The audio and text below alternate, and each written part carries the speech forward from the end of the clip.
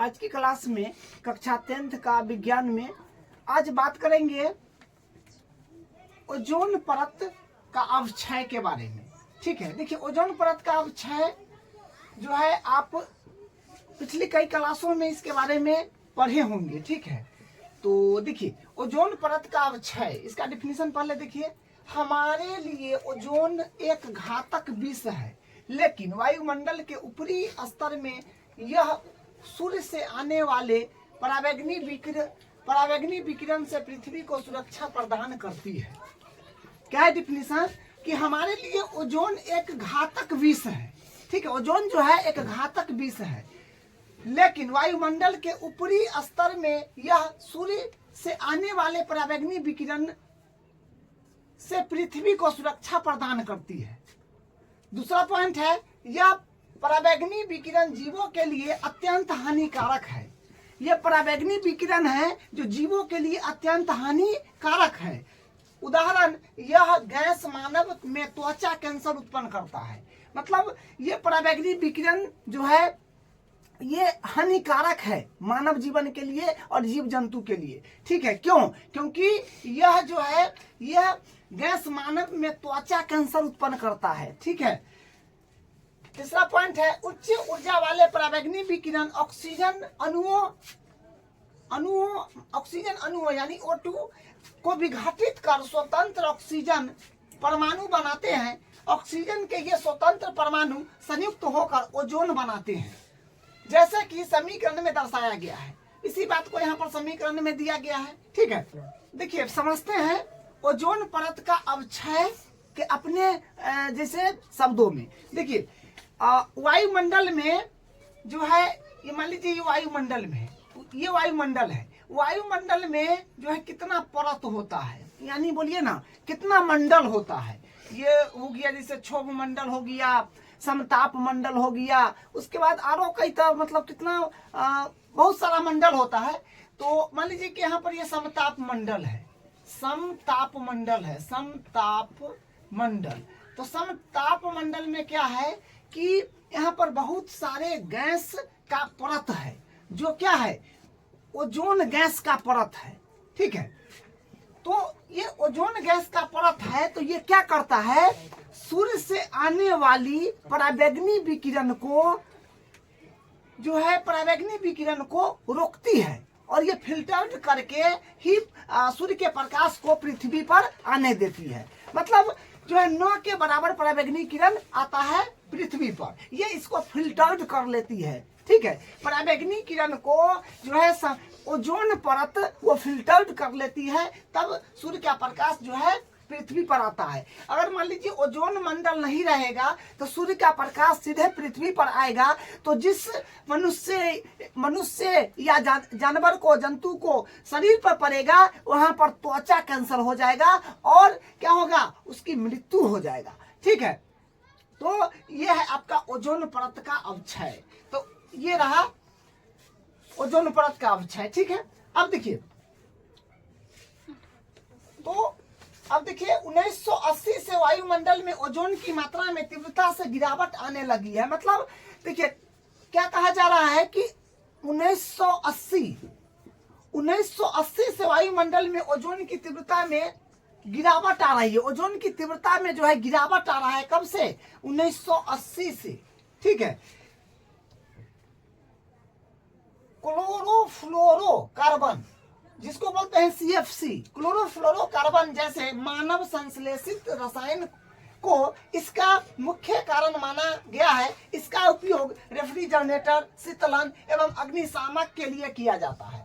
तो देखिए इसका मतलब समझते हैं। पहले कह रहा है कि 1980 कह रहा है कि 1980 से वायुमंडल में ओजोन की मात्रा में तीव्रता से गिरावट आ रहा है। भाई क्यों गिरावट आ रहा है?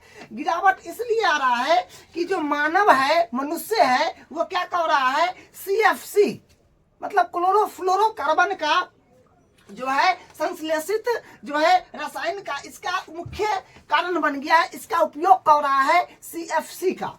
तो जिसके कारण क्या होता है, CFC जो है इसमें से ये रसायन का जो उपयोग कर रहा है, इससे जिसे CFC का उपयोग जिसे आपको बताए, जिसे यहाँ पर लिखा है रेफ्रिजरेटर है, शीतलन है, यानी रेफ्रिजरेटर हो गया, एसी हो गया, इस सब में सीएफसी का जो है उपयोग कर रहा है, जिसके कारण यहाँ से जो है रासायनिक जो है संश्लेषित रसायन जो ओजोन परत को घातक है ओजोन परत के लिए, वो गैस यहाँ से निकलता है और सीधे वायुमंडल में चला जाता है। और वायुमंडल में चला जाता है तो क्या करता है, ओजोन परत को क्षय कर देता है, मतलब उसको जो है ग्रसित करता है, क्षतिग्रस्त कर रहा है। ठीक है, तो ये बात है यहाँ पर सीएफसी का, जो मानव जैसे मानव संश्लेषित रसायनों को इसका मुख्य कारण माना गया है। इसका उपयोग रेफ्रिजरेटर, शीतलन आदि अग्निशामक के लिए किया जाता है। इसका उपयोग जो है एसी में, रेफ्रिजरेटर में, अग्निशामक में सीएफसी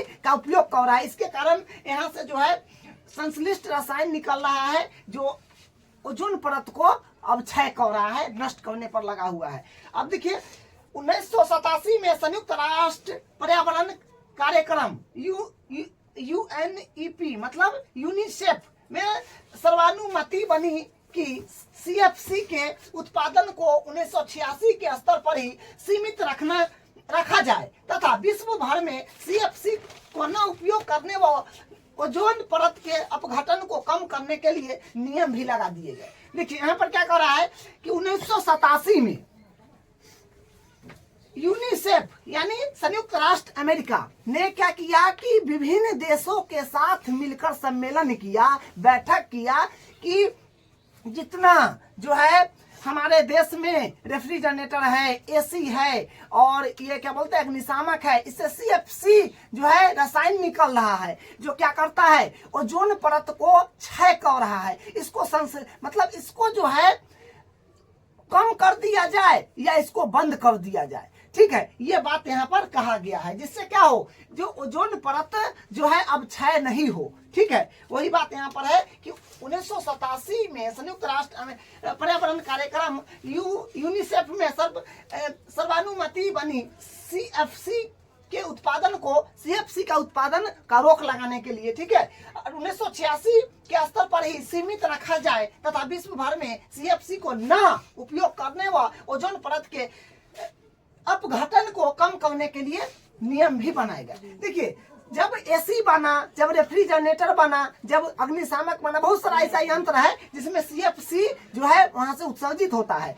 तो वैज्ञानिक ने पता लगाया कि सीएफसी जो है ओजोन परत को क्षतिग्रस्त कर रहा है, क्षय कर रहा है। इसलिए जो है यूनिसेफ यानी संयुक्त राष्ट्र अमेरिका 152 या 150 देश के साथ मिलकर के बैठक करा और उसमें इसको जो है नियंत्रण करने का या फिर उसको कम करने का प्रयास किया। ठीक है, इसका यहाँ पर ये रिएक्शन भी है, ये रिएक्शन है ये किस तरह से उसको जो है ओजोन परत को क्षतिग्रस्त कर रहा है। ठीक है, तो वो आपका रिएक्शन हो गया।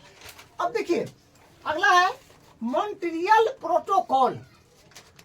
मॉन्ट्रियल प्रोटोकॉल देखिए ये आपका बुक का हिस्सा नहीं है, लेकिन ये भी समझना बहुत जरूरी है। ठीक है, बुक का हिस्सा आपका इतना ही है। ठीक है, तो ये है आपका मॉन्ट्रियल प्रोटोकॉल जो आपको एनसीईआरटी बुक में नहीं दिया है, तो मतलब समझना जरूरी है।